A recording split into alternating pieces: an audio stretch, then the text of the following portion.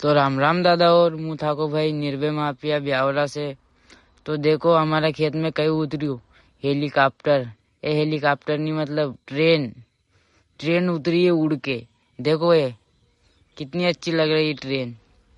और मैं भी आ जाता हूँ ऊपर, लेकिन डर तो लग रहा है थोड़ा बहुत, ये मेरे को कुचल नहीं दे। पर क्या करना, रिस्क लेके वीडियो बनाना पड़ता है।